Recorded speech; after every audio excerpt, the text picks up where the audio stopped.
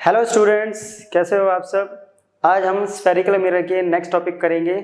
हम इससे पहले स्फेरिकल मिरर का इंट्रो और इमेज फॉर्मेशन कर चुके हैं। जिसने वो वीडियो नहीं देखी है पहले एक बार जाके वो वीडियो देख लीजिए, तब जाके ये लेक्चर जो है आपको समझ में आने लगेगा। तो चलिए स्टार्ट करते हैं। आज का हमारा जो पहला टॉपिक है वो होने वाला है रिलेशन निकालना है हमें फोकल लेंथ और रेडियस ऑफ कर्वेचर के बीच में, राइट। तो चलिए स्टार्ट करते हैं।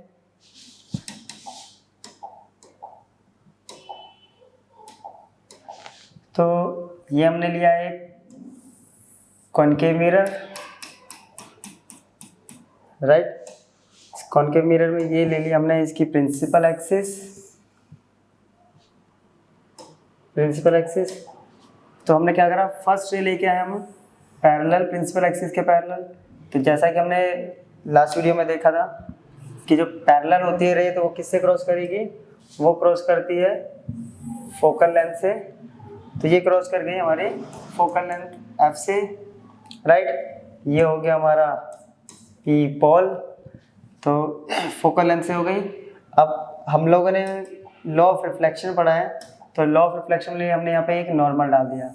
जैसा कि हमें पता है जो नॉर्मल होता है वो हमेशा किसको क्रॉस करता है, सेंटर ऑफ कर्वेचर को। तो ये है कि हमारा सेंटर ऑफ कर्वेचर। तो अब इसको ज़रा नेमिंग कर लेते हैं एक बार। ये हो गया ए बी सी। हमें पता है ये जो नॉर्मल और इंसिडेंट रे के बीच में जो एंगल होता है उसे कहते हैं एंगल ऑफ इंसिडेंस, और ये एंगल होता है एंगल ऑफ रिफ्लेक्शन, राइट। और अगर ज्योमेट्रिक देखें तो ये एंगल जो है ये जेड फॉर्म कर रहा है। Z means alternate interior angle, तो ये भी हो गया आई के बराबर। तो सबसे पहले यही कर लेते हैं हम। तो अपने को क्या गिवन है यहाँ पे, यहाँ पता चल रहा है कि जो एंगल ए बी सी है वो इक्वल्स टू है एंगल बी सी एफ के। रीज़न क्या है, ऑल्टरनेट इंटीरियर एंगल, क्लियर। तो इट मीन्स एंगल, ये दोनों एंगल इक्वल हो गए। और साथ साथ हमने ये भी पढ़ा है कि by laws of reflection law अपना क्या कहता है, अपना रिफ्लेक्शन लॉ क्या कहता है कि जो एंगल आई है वो एंगल आर के बराबर होता है। तो एंगल आई इक्वल्स टू हो गया एंगल आर, राइट। यहाँ से एंगल ये इसके इक्वल है, ये दो इसके इक्वल है। अब हम लोगों ने एक मैथ्स में एक कॉन्सेप्ट हमने पढ़ा हुआ है कि जब दो अपोजिट एंगल ट्राइंगल के इक्वल होते हैं तो इनके ऑपोजिट वाले साइड्स भी क्या होती है, इक्वल्स होती है। तो इसके ऑपोजिट साइड ये हो गई और इसके ऑपोजिट साइड हो गई ये। अगर ये दो एंगल इक्वल है तो इनके ऑपोजिट साइड्स भी आपस में क्या होंगी, इक्वल हो जाएंगे। तो ये हो गया हमारा सी एफ जो है वो बराबर हो गया एफ बी के। रीजन लिख देते हैं यहाँ, side opposite to equal angles, right. तो ये हो गया, ये दोनों आपस में इक्वल हो गए, ये दो साइड इक्वल होगी। अब ध्यान से देखा जाए एफ जो होता है वो क्या है, यहाँ पे इस लाइन का सेंटर है। तो एफ क्या है, F is the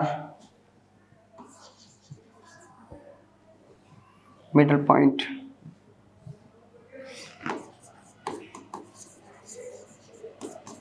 middle point of C P. तो क्या हो गया, ये यहाँ से जो हमारा आएगा, अब इस डिस्टेंस को, ये डिस्टेंस है अपना फोकल लेंथ और ये डिस्टेंस है अपना रेडियस कर्वेचर आर। तो यहाँ से पता चल रहा है जो एफ पी है वो क्या हो गया, एफ पी जो है वो हाफ हो गया सी पी बाई 2 के, राइट। तो सी पी क्या है अपने पास आर, ये हो गया 2 और ये हो गया एफ। तो ये है अपना रिलेशन, राइट। तो जो फोकल लेंथ होते हैं वो रेडियस ऑफ कर्वेचर का क्या होगा, हमेशा ऑलवेज हाफ होगा, राइट। तो ये तो आ गया हमारा रिलेशन, आ गया फोकल लेंथ और रेडियस ऑफ कर्वेचर में। एक बार इसको नोट कर लीजिए या फिर स्क्रीनशॉट लेना, स्क्रीनशॉट ले लीजिए। चलिए अब हमारा जो नेक्स्ट टॉपिक है वो हमें करना है स्फेरिकल मिरर के लिए मिरर फॉर्मूला। तो हम एक एक करके दोनों के लिए यहाँ पे मिरर फॉर्मूला कैलकुलेट करेंगे, पहले कॉनकेव मिरर के लिए फिर हम कॉन्वेक्स मिरर के। तो टॉपिक है अपना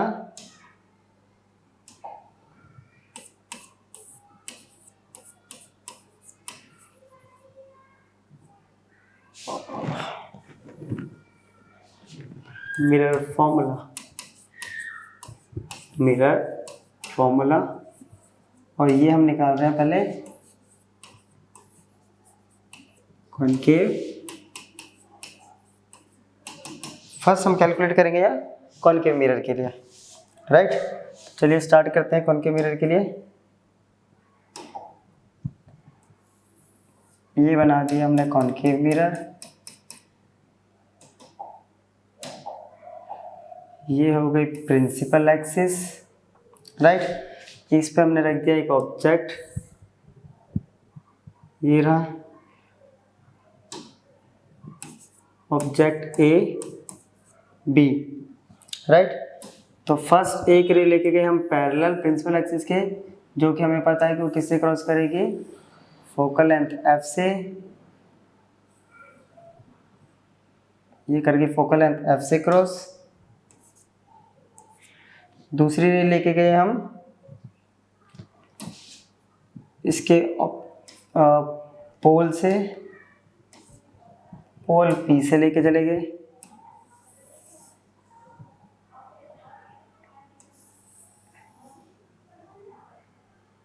ये आ गई पोल पी से, राइट। और तीसरी रे लेके गए हम इसके सेंटर ऑफ कर्वेचर, तो ये आ गई सेंटर ऑफ कर्वेचर से। तो हमें थोड़ा सा बड़ा करना पड़ेगा, चलिए कोई बात नहीं, इसको थोड़ा बड़ा कर लेते हैं मिरर को अपने को। तो ये आ गया मिरर हमारा यहाँ तक। जैसा कि हमें पता है जब सेंटर ऑफ कर्वेचर से जाती है तो टकरा के रिफ्लेक्ट होके वापस उसी पाथ से वापस आ जाती है।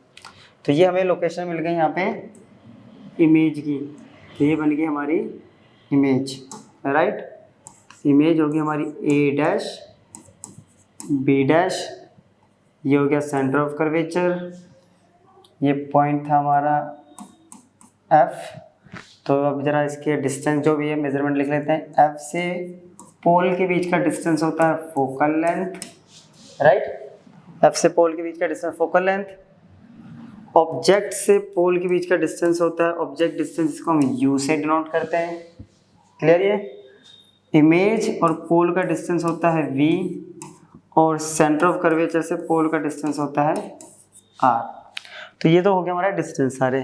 तो एक बार जरा डायग्राम दोबारा देखते हैं, हम दोबारा समझते हैं। पहले हमने क्या किया, प्रिंसिपल एक्सिस के पैरेलल लेके गए एक रे जो कि टकरा के हमेशा फोकल लेंथ पे क्रॉस करती है, राइट। फिर दूसरी रे लेके गए हम एंगल पी पे, तो ये हमारी इसकी क्या होगी, नॉर्मल।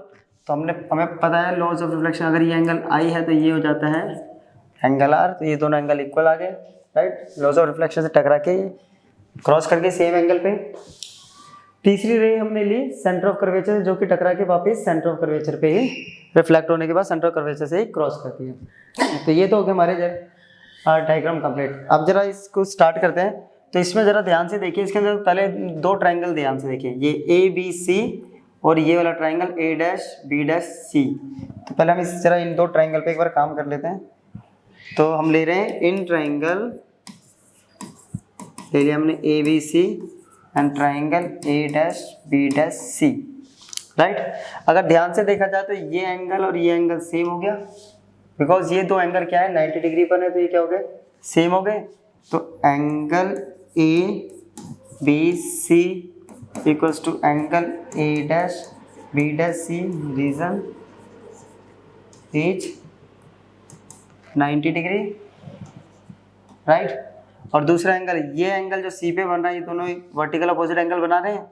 तो angle A C B equals to angle A dash C B dash, तो वर्टिकली अपोजिट एंगल। और जैसा कि हमने मैथ्स में पढ़ा है, अगर दो एंगल इक्वल्स होते हैं तो ट्राइंगल्स क्या होता है, वो सिमिलर हो जाता है। तो triangle A B C similar to triangle A dash B dash सी।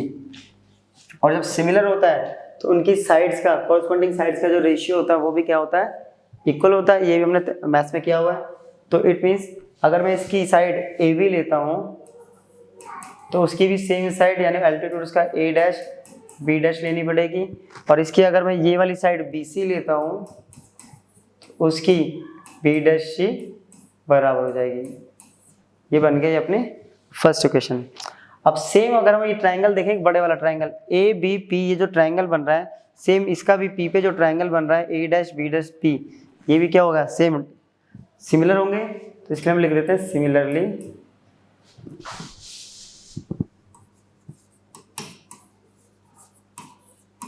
जो ट्रायंगल है अपने पास A B P and triangle A dash B dash P are similar. अगर ये भी सिमिलर है तो इनके कोरस्पॉन्डिंग साइड का रेशियो भी कैसा होगा, इक्वल। तो सेम इस वाले ट्रायंगल का एल्टीट्यूड और इस ट्रायंगल का एल्टीट्यूड इक्वल्स टू हो गया इस ट्रायंगल का बेस AP और इस ट्रायंगल का base B dash E, sorry ये है BP। अब जरा इक्वेशन फर्स्ट और सेकंड को अगर हम देखें तो लेफ्ट साइड हमारा दोनों का इक्वल है, तो इनका राइट साइड भी क्या हो जाएगा, इक्वल। तो from equation first and second तो BC तो हो गया अपॉन में BC B डैश C और इधर बच गया BP अपॉन में B डैश P। तो BC की अपने पास कोई वैल्यू नहीं है, ठीक है, और दूसरा B डैश C की भी कोई वैल्यू नहीं है। बाकी BP के पास हमारे पास वैल्यू, अपने पास वैल्यू है U और B डैश P की भी अपने पास वैल्यू है V। तो पहले हम जरा इसको BC को इनके टर्म्स में कन्वर्ट कर दें। तो BC, अगर BC कैलकुलेट करना है तो हम अगर BP में से CP माइनस कर दें, BC को हम लिख सकते हैं BP माइनस CP। ध्यान से देखिए BC निकालना है इसमें से, और अगर इतना माइनस कर दें तो बच गया ये BC। सेम हम करेंगे B डैश C के लिए। तो B डैश C ये है, इसमें से अगर इतना माइनस कर दें, इस लेंथ में से ये वाला माइनस कर दें तो अपने पास सिर्फ ये छोटा सा पार्ट आ जाएगा।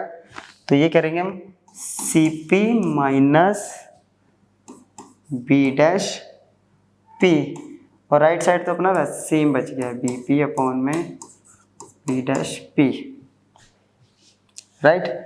एक तो ये थर्ड इक्वेशन ले लिया हमने। अब जरा इनको एक बार ध्यान से देखिए। अब BP, अब साइन कन्वेंशन का यूज करके हम सारी वैल्यू पुट कर देते हैं बाय यूजिंग साइन कन्वेंशन। चलिए साइन कन्वेंशन यूज करके सारी वैल्यू पुट करते हैं। BP की वैल्यू अपने पास दे रखी है U, और ये P, सारे वैल्यू कहाँ से मेजर करते हैं, P से। तो लाइट इंसिडेंट हो रही है हमारी A टू P, और हम मेजरमेंट कर रहे हैं P टू A या P टू B कर रहे हैं। तो U हो गया अपने पास, BP की वैल्यू है अपने पास, ये रहा VP, B से लेके P है U, तो ये हो गया माइनस U, माइनस ऑलरेडी देगा CP की वैल्यू है अपने पास R, और हमें मेजरमेंट कैसे करनी है इधर, तो माइनस R अपॉन में CP again minus R bracket में माइनस B डैश P की वैल्यू है V, नेगेटिव लेंगे तो माइनस V। सेम अब BP की वैल्यू हम निकाल चुके हैं माइनस U और अपॉन में माइनस V, राइट। ये माइनस से माइनस खत्म, इधर आगे वैल्यू अपने पास minus U plus R minus R plus V equals to U upon V। अब इसको कर देते हैं क्रॉस मल्टीप्लाई, तो ये आ गया minus UV plus VR equals to minus UR plus UV, right. तो इस UV को इधर ले जाते हैं, UR को इधर ले आते हैं, राइट। तो अपने पास बच गया VR, माइनस वाला इसको ले आते हैं UR, UV as it is, ये माइनस उधर गया तो UV। यहाँ तक आया समझ में, क्लियर। अभी कुछ नहीं किया हमने, सिर्फ साइड चेंज करी है, दोनों साइड चेंज कर दी। इसके पास क्या है, इसका UV ये आ गया, ये तो बच गया VR प्लस UR, ये आ गया 2UV, क्लियर। अब क्या करते हैं, यहाँ देखो इसके साथ आर है, इसके साथ भी आर है, इसके साथ पास 2u भी है। तो इसको हम क्या करते हैं, बोथ साइड जो है डिवाइड कर देते हैं।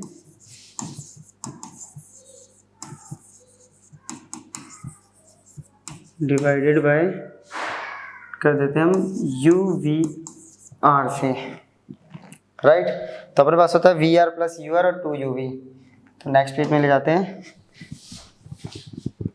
VR plus UR equals to 2UV, divide कर देते हैं UVR और UVR से। तो अपने पास क्या कट गया, यहाँ से V गया, R गया, V गया, R गया, UR गया, U गया, R गया, यहाँ से UV गया। तो इधर तो बच गया 1/U, यहाँ बच गया 1/V, ये आ गया 2/R। अब अपने पास वैल्यू पीछे अपने निकाली थी कि R जो होता है 2 टाइम्स ऑफ F होता है।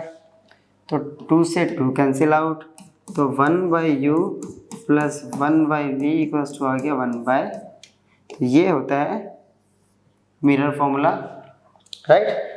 किसी भी स्फेरिकल मिरर के लिए मिरर फॉर्मूला यही होता है। तो पहले हमने किस लिए किया है, किसके लिए कैलकुलेट किया, हम लोगों ने यहाँ पे कैलकुलेट किया है कॉनकेव मिरर के लिए।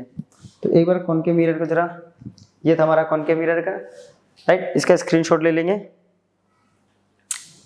चलिए। और अब इसका भी स्क्रीनशॉट ले लीजिए। ये तो हो गया कॉनकेव मिरर के लिए, लेकिन एग्जाम में कई बार क्या करते हैं, वो जानबूझ के कॉन्वेक्स मिरर के लिए भी बोल देगा।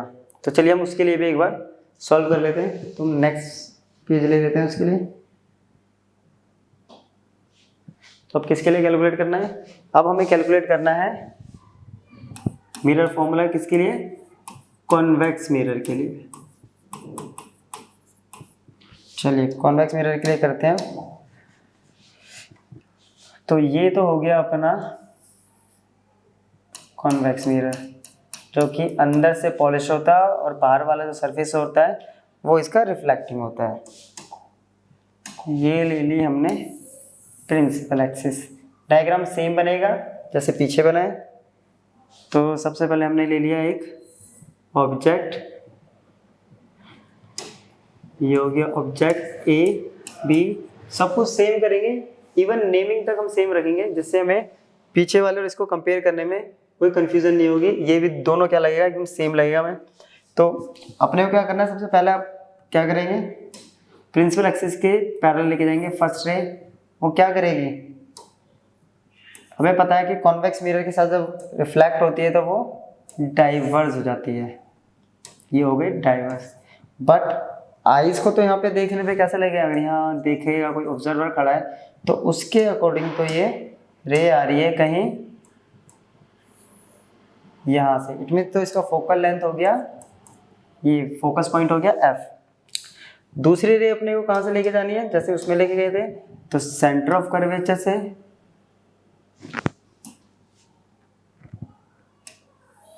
ये लेके गए हम सेंटर ऑफ कर्वेचर से, राइट। तो सेंटर ऑफ कर्वेचर से ये गई,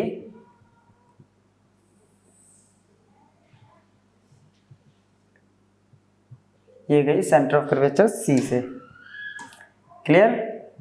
ये हो गया और टकरा के ये वापस चली जाती है।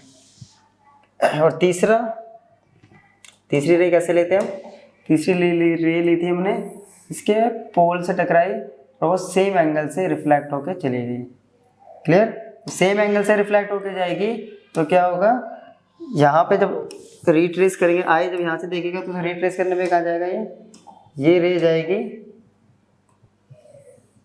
यहाँ से क्रॉस करेगी। तो ये बन गई हमारे पास इमेज की लोकेशन, क्लियर। तो ये बन गया हमारा A' B', ये वाला पॉइंट P था अपना सेम, ये एंगल था I और ये एंगल था R, और बाकी सारी नेमिंग एकदम सेम है, ठीक है। तो इसको हम कोई भी पॉइंट ले लेते हैं D पॉइंट, क्लियर, इसकी वैसे भी जरूरत नहीं पड़ने वाली। चलिए अब डायग्राम तो आपको समझ में आ गया होगा, एक बार फिर से डायग्राम को दोबारा से ज़रा रिवाइज करते हैं। पहले हमने बनाया कॉन्वेक्स मिरर, उसमें फर्स्ट रे हम लेके गए पैरेलल, जो कि क्या होती है, डाइवर्स हो जाती है, बट वहां से जब रिट्रेस करेंगे तो वो फोकस पॉइंट को क्रॉस करती है। क्लियर। सेकंड रे जो हम लेकर गए सेंटर ऑफ कर्वेचर से। क्लियर। तो ये गई सेंटर ऑफ कर्वेचर, टकराने के बाद वो वापस सेंटर ऑफ कर्वेचर से सेम पाथ से क्रॉस करती है। तीसरी रे लेके गए हम पोल से, जो कि सेम एंगल पे रिफ्लेक्ट हो जाती है, यहाँ से रिट्रेस करेंगे तो वो इस पॉइंट पे क्रॉस करेगी। इट मींस तीनों पॉइंट जो हैं, तीनों रे एक सेम पॉइंट पे क्रॉस कर रहे हैं, वहाँ हमें मिल गई लोकेशन अपनी। अब जैसा हमने वहाँ पे क्या करा था, हमने दो ट्राइंगल लिए थे सेम। कौन कौन से ट्राइंगल लिए थे? एक तो लिया था ABC और दूसरा लिया था हमने ट्राइंगल A', B', C। तो ये रहा ABC ये वाला ट्राइंगल, A', B', C ये वाला ट्राइंगल। अगर इसमें ध्यान से देखा जाए तो इसमें भी सेम जो एंगल ABC है और इसका एंगल ये वाला, दोनों कैसे हैं, 90।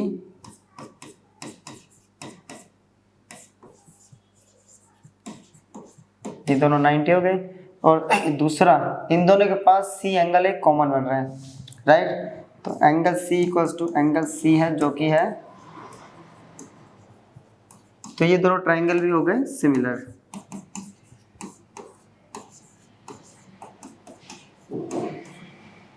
क्लियर। और जब सिमिलर हो गया तो अभी हमने देखा था ना, तो इनके जो कॉरस्पॉन्डिंग साइड्स का जो रेशियो है सेम, कि AB अपॉन में A', B' दोनों की हाइट ले ली, और फिर दोनों का हम ले लेते हैं ये बेस, तो BC अपॉन में B', इक्वेशन फर्स्ट। नेक्स्ट अब अपना जो बन रहा है ट्राइंगल, वो बन रहा है ABP, और इधर से भी बन रहा है A', B', ये दोनों पे क्या है, सिमिलर हो गए, same phenomena. Similarly triangle ABP and triangle A', B' are also, ये दोनों भी क्या हो गए अपना, सिमिलर हो गए। चलिए, अगर ये दोनों भी सिमिलर हो गए तो इनकी कॉरस्पॉन्डिंग साइड्स का, इट मीन्स AB अपॉन में A', B', और इनकी ये वाली साइड का जो प्रिंसिपल एक्सिस पे है, तो BP अपॉन में BP अपॉन में B', इक्वेशन बन गई 2, राइट। तो ये दो इक्वेशन बन गई अपने पास। अभी फिर से ये दो इक्वेशन जो है आपस में क्या है, इक्वल है तो ये वाला क्या हो जाएगा, रिप्लेस हो गए, दोनों आपस में इक्वल जाएंगे। तो फ्रॉम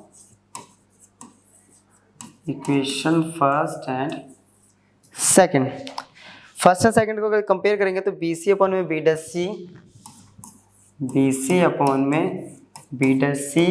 इक्वल्स टू आ रहा है हमारा BP अपॉन में B', ये इक्वेशन थर्ड। चलिए अब जरा इसकी एक बार कर लेते हैं नेमिंग। यह है ऑब्जेक्ट से लेके इसके पोल तक का जो डिस्टेंस होता है वो होता है ऑब्जेक्ट डिस्टेंस, U से डिनोट करते हैं, राइट। पोल से लेके जहाँ इमेज बन रही है वो डिस्टेंस होता है V। पोल से लेके सेंटर ऑफ कर्वेचर का डिस्टेंस होता है R, रेडियस ऑफ कर्वेचर से कहते हैं। और पोल से लेके फोकस पॉइंट तक का जो डिस्टेंस है वो होता है फोकल लेंथ F। तो ये तो हो गया नेमिंग। अब यहाँ से देखेंगे ध्यान से, अपने पास BC नहीं गिवन है, तो BC हम कैसे निकालेंगे, BC को हम कन्वर्ट कर देंगे BP प्लस PC। ये देखिए BC इतना है, BP है, PC है, तो BC को हम लिख सकते हैं BP प्लस PC। वहीं B', C की वैल्यू है अपने पास, तो B', की वैल्यू नहीं है, तो ये B', अगर अपने को निकालना है तो कैसे निकलेगा ये, अगर मैं इस PC में से अगर PB माइनस कर दूं तो निकल गया B', तो PC माइनस PB'।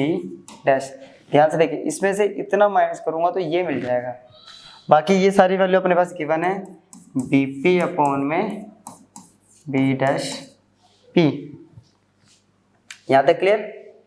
अब अपने को क्या करना है, साइन कन्वेंशन का सेम स्टेप, साइन कन्वेंशन का यूज करके वैल्यूज पुट कर देंगे। तो बाय यूजिंग साइन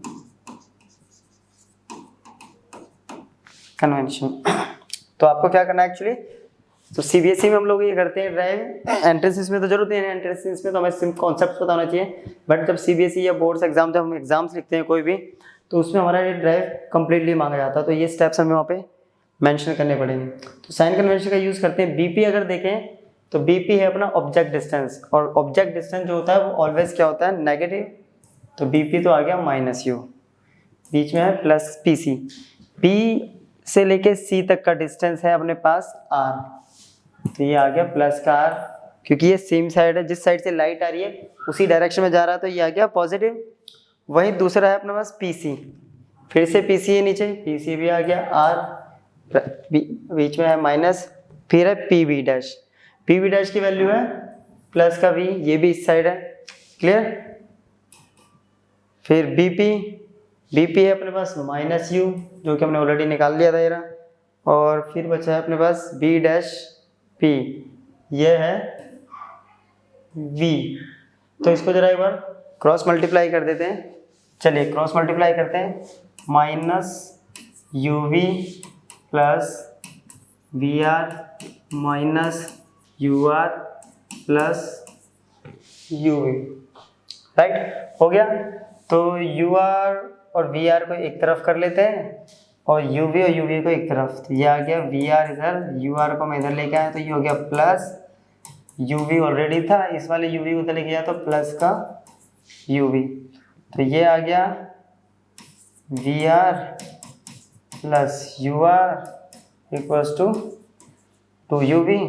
फिर से वही बोथ साइड हम डिवाइड कर देंगे,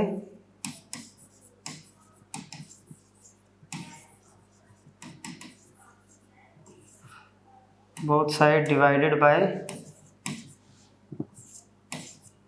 यू वी आर। तो यू वी आर से डिवाइड करेंगे तो क्या होगा, तो ये था अपने पास वी आर, ये था यू आर, ये था to U we.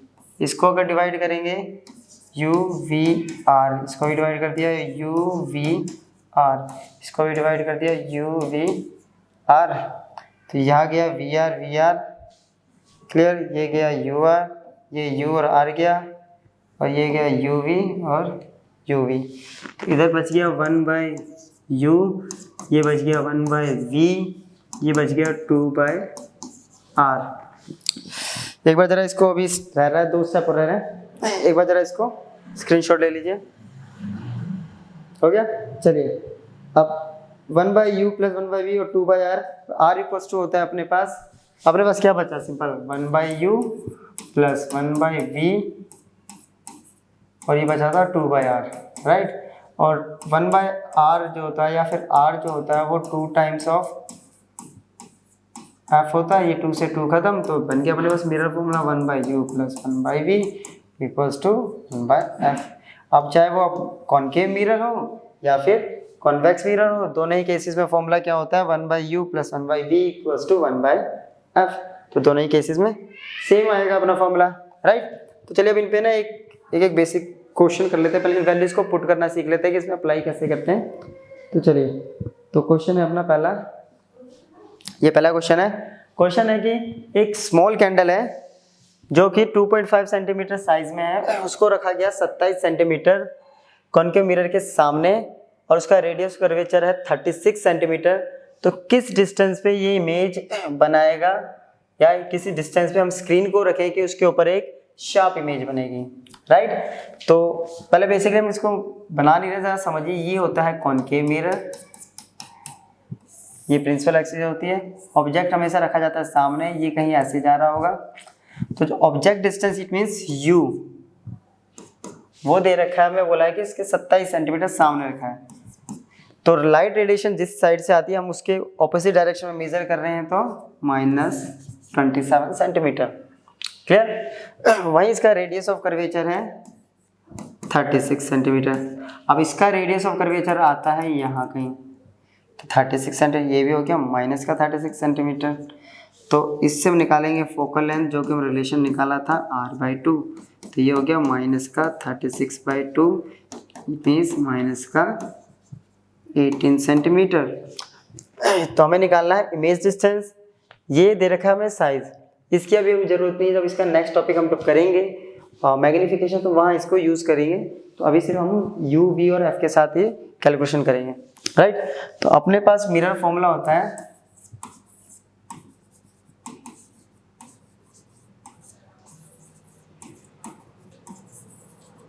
Mirror formula कहता है 1/v plus 1/u equals to 1/f, right.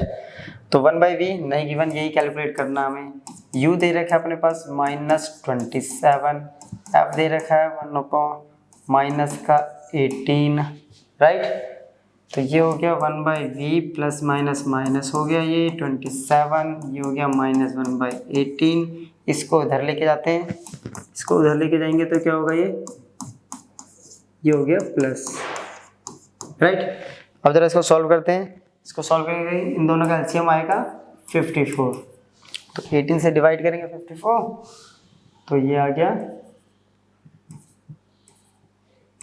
18 3 जा, और इससे डिवाइड करेंगे तो ये आ गया 2, ये आ गया -1/54। ये है 1/v। इसको क्रॉस मल्टीप्लाई कर देते हैं या फिर रेसिप्रोकल कर देते हैं, तो v की वैल्यू आ गई -54 सेंटीमीटर। v -54 का मतलब क्या है कि इमेज जो बन रही है वो भी इसी डायरेक्शन में बन रही है। तो इमेज सामने बन रही है, इट मीन्स इमेज कैसी हो गई, रियल। और जब भी रियल होती है तो वो कैसी होगी, इन्वर्टेड, राइट। तो ये था हमारा एक क्वेश्चन, बेसिकली बेसिक सा क्वेश्चन। सिर्फ हमने क्या करा, इसमें वैल्यू पुट करना सीखा, राइट। अब ऐसे एक क्वेश्चन हम कर लेते हैं कॉन्वेक्स मिरर पर। तो ये रहा कॉन्वेक्स मिरर के लिए क्वेश्चन अपना। एक 5 सेंटीमीटर की नीडल है, इसको रखा हुआ 10 सेंटीमीटर दूर किसी कॉन्वेक्स मिरर पे, जिसकी फोकल लेंथ है 40 सेंटीमीटर। तो इमेज की लोकेशन और नेचर, अगेन पहले इमेजिनेशन में लाने के लिए जब आप इसमें प्रैक्टिस करते करते जब इसमें ग्रिप बन जाएगी, तो ये कभी भी हमें जो मैं मिरर यहाँ बना रहा हूँ, तो ये कभी बनाने की जरूरत नहीं पड़ेगी। ये सिर्फ हमारा ब्रेन इमेजिन कर लेगा अपना, आप किसकी शेप कैसी है, उसका रेडियस ऑफ कर्वेचर कहाँ होगा, या यू किस साइड से आ रहा है तो उसके रिस्पेक्ट में वी क्या हो सकता है। तो ये सारे काम प्रैक्टिस के बाद अपना हो जाएगा। तो ये होता है हमारा कॉन्वेक्स मिरर। यहाँ कहीं ऑब्जेक्ट ऐसे आ रहा है, जो रे है वो ऐसे आ रहा है, ऑब्जेक्ट ऐसे रखा है, राइट। तो ऑब्जेक्ट ऐसे रखा है, तो यू कितना हो गया, यू गिवन दे रखा है अपने को कि 10 सेंटीमीटर दूर रखा है कॉन्वेक्स मिरर से, यानी -10, यू ऑलवेज नेगेटिव। अब इसकी फोकल लेंथ है 40 सेंटीमीटर। फोकल लेंथ अगर ये रे ऐसे टकराती है तो ये रीट्रेस करके फोकल लेंथ यहाँ कहीं बनती है, इसके डायरेक्शन ऑफ लाइट के सेम डायरेक्शन में, क्लियर। तो फोकल लेंथ होता है इसका पॉजिटिव, जो कि है 40 सेंटीमीटर। अपने को v निकालना है। अगेन हमें इसका भी कोई काम नहीं है 5 सेंटीमीटर, क्योंकि इसका काम मैंने अभी बताया था, नेक्स्ट वीडियो में करेंगे। तो फिर से वही मिरर फॉर्मूला लगाएंगे।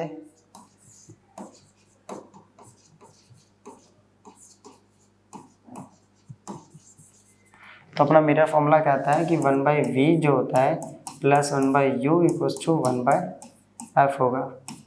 v अपने को कैलकुलेट करना है, u अपने को दे रखा है -10 और f अपने को दे रखा है +40।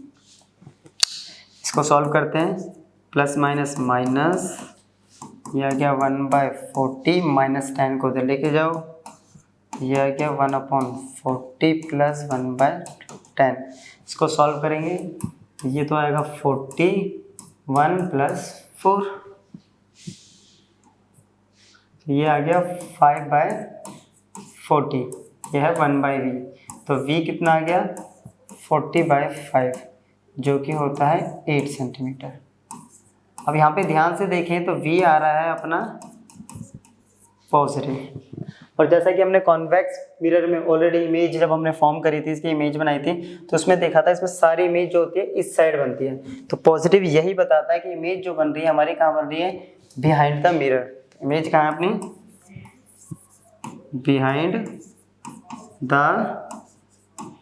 मिरर। हमें पता है जब भी इमेज मिरर के पीछे बनती है तो वो कैसी होगी, वर्चुअल, और जब भी वर्चुअल होगी तो कैसी होगी, इरेक्ट। क्लियर। तो ये हमारे दो बेसिकली क्वेश्चंस हो गए। एक बार इसके स्क्रीनशॉट ले लीजिए। तो ये थी आज की हमारी वीडियो, जिसमें हमने क्या करा था, पहला हम लोगों ने कैलकुलेट करना सीखा एफ और आर के बीच में रिलेशन, फिर स्फेरिकल मिरर के लिए हमने मिरर फॉर्मूला निकाला, कॉनकेव और कॉन्वेक्स दोनों टाइप्स के मिरर के लिए, और उन पे बेसिकली हमने दो एक न्यूमेरिकल्स किए सिर्फ वैल्यूज अप्लाई करने के लिए। अब मिलते हैं हम नेक्स्ट वीडियो में, इससे आगे का टॉपिक हम मैग्नीफिकेशन के साथ तो मिलेंगे नेक्स्ट वीडियो में। तब तक के लिए गुड बाय बाय।